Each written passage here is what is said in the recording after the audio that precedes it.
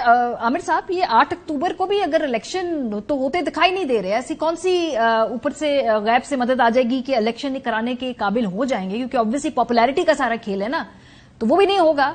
तो क्या अब आगे मुल्क में आपको लगता है कभी अगर we get away with this इस मर्तबा के वक्त पे इलेक्शन होंगे? फिर तो मुझे लगता है कभी भी कोई भी हुकूमत वक्त पे इलेक्शन नहीं कराएगी।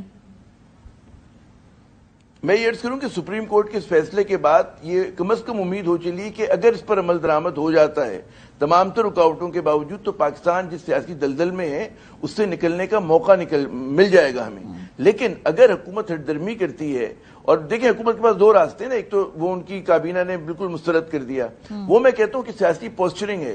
लेकिन अगर इनको इस चीज में रुकावट डाली तो उनके पास दो ही रास्ते हैं, या तो रिव्यू के अंदर जाएंगे या दूसरी सूरत अदालत में यानी कि सुप्रीम कोर्ट में रिव्यू के लिए जाएंगे, या ये फिर जो इन्होंने नया कानून साजी की है उसको किसी तरह मंजूर, इनकी उम्मीद होगी कि जिसमें कोई बगैर रुकावट के मंजूर हो जाएगा और फिर ये जाकर मतलब दोबारा। लेकिन ये एक और ऑप्शन भी तो है, कल पार्लियामेंट से एक करारदाद पास कराने लगे राना सनाउल्लाह साहब ने कहा वो पार्लियामेंट का हुक्म होगा, तो फिर वो क्या मतलब ओवरराइड करेगा अदालती फैसले को?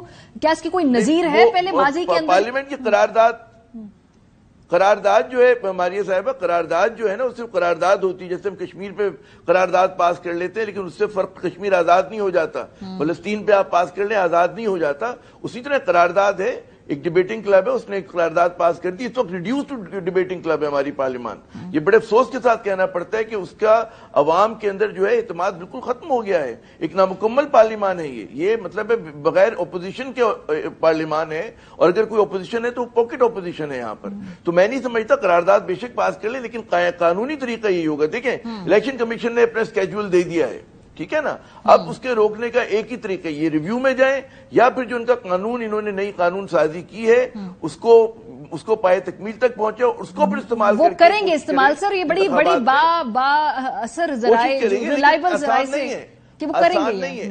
आसान नहीं है ये, मैं कह रहा हूं आसान नहीं होगा। अभी देखें ना कि इश्क के इम्तिहान और भी है, मतलब तो कहते तेल देखो तेल की धार देखो, लेकिन जितनी रुकावट डालेंगे, देखिए जब आप कोई मुस्तकबिल का मौरख कुछ लिख रहा होगा ना, वो बाकी सब चीजें फुटनोट होंगी, वही कहेंगे जी जो मुबैना तौर पे बड़ी अपने आप को जमहूरियत की चैंपियन जमातें कहा करती थी, वो इंतखाबात से भाग रही थी, वो आइन पे अमल करने के लिए तैयार नहीं थे, आइन के नाम पर गैर आइनी काम कर रहे थे, कानून के नाम पे लाकानूनियत फैला रहे थे। तो इनका शुमार उन्हीं लोगों में होगा जिन्होंने इस मुल्क में जमहूरियत, पर अपेरेंटली भी कोई प्रॉब्लम है नहीं इस वक्त आमिर साहब, इनके लिए प्रॉब्लम ऑप्टिक्स इस वक्त है नहीं। अतर ये मुझे बताइए, अब मैं आपसे फाइनली सवाल पूछना चाह रही हूं, जो अदालत ने तारीख दी है 14 मई की, इलेक्शन हो जाएंगे पंजाब में? होने चाहिए। देखें अगर इस मुल्क में आइन और कानून रहना है, इस मुल्क में अगर आइन के तहत आपने निजाम चलाना है, फिर तो इलेक्शन होने तो चाहिए। होंगे कि नहीं होंगे? नहीं, मुझे तो लगता होंगे। मोअज़्ज़िज़ अदालत का फैसला है और अदालत अपने फैसले के ऊपर फिर अमल दरामद भी करवाएगी। हाँ, अगर आप हुकूमती नीयत मुझसे पूछ रही हैं, उनकी नीयत ये है, उनकी मंशा ये है कि सब कुछ हो जाएंगे लेकिन हम इलेक्शंस नहीं करवाएंगे। और एक और चीज भी बड़ी अहम है, पहले भी मैंने अर्ज की थी कि मोअज़्ज़िज़ अदालत ने जो फैसला दिया, ना वो किसी सियासी जमात के खिलाफ है, ना ही वो खुदा ना खास्ता हुकूमत के खिलाफ है। वो तो आइन के अंदर जो लिखा है इलेक्शन कमीशन को हिदायत दी है कि आप इलेक्शंस करवाएं। तो ये कैसी सियासी जमातें हैं जो इलेक्शंस की वजह से इतनी खौफजदा हैं कि ये अदालत में भी तकसीम करवाने पे तुली हुई है, अदालत के ऊपर इल्जाम भी लगा रही हैं। वो कहते हैं अदालत ने सुना नहीं ना, हम चाहते थे हम अपना मौकफ रखते, हम भी स्टेक होल्डर हैं, सुना नहीं अदालत ने। देखिए पहले इसके हवाले से जो केस चला था उसमें अदालत ने सुना था, इन्होंने अपना मौकफ भी दिया था। ये उसका फॉलो अप केस है जिसमें अपने फैसले के ऊपर अदालत ने अमल दरामद करवाने के हवाले से कहा था। और दूसरी बात यह है कि रात को ये मीटिंग्स करके कहते हैं, एलामिया जारी करते हैं कि जनाब हम तो इन पे एतबार ही नहीं करते, हम तो इनका बाइकआउट करेंगे, हमें इन पे एतमाद नहीं है, फिर उधर जाके कहते हैं कि हमने अपना पेश भी होना। ऐसे तो नहीं होगा ना।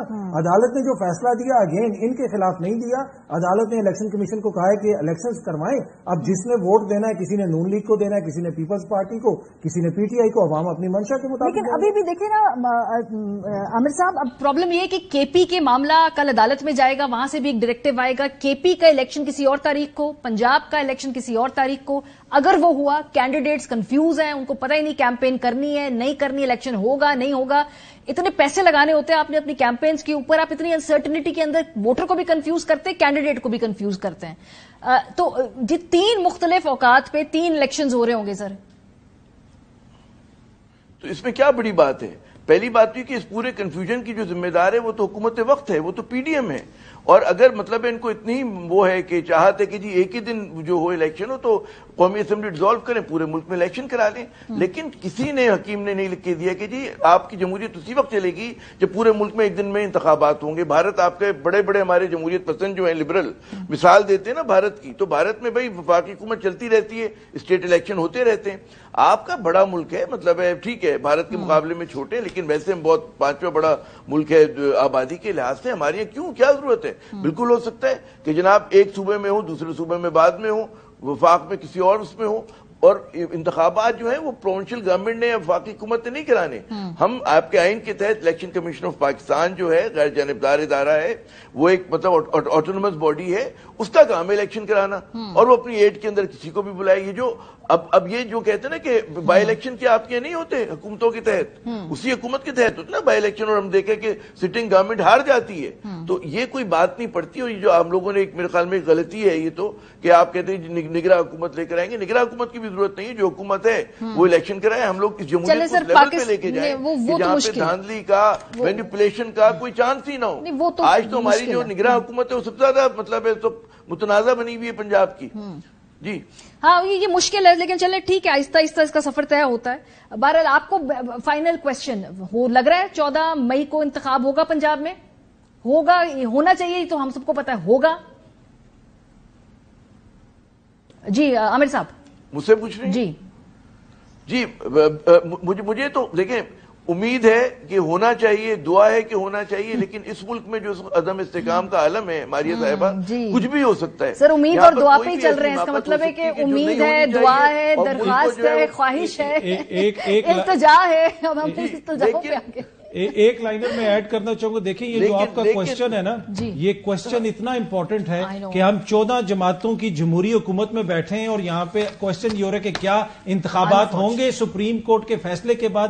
اس سے آپ اندازہ لگا لیں کہ اس وقت ہمارے ملک میں جمہوریت کی، نظام کی کیا حالت ہے. اور سوال میں ہی میرا خیال ہے جواب ہے. بہت شکریہ آپ دونوں حضرات کا. بریک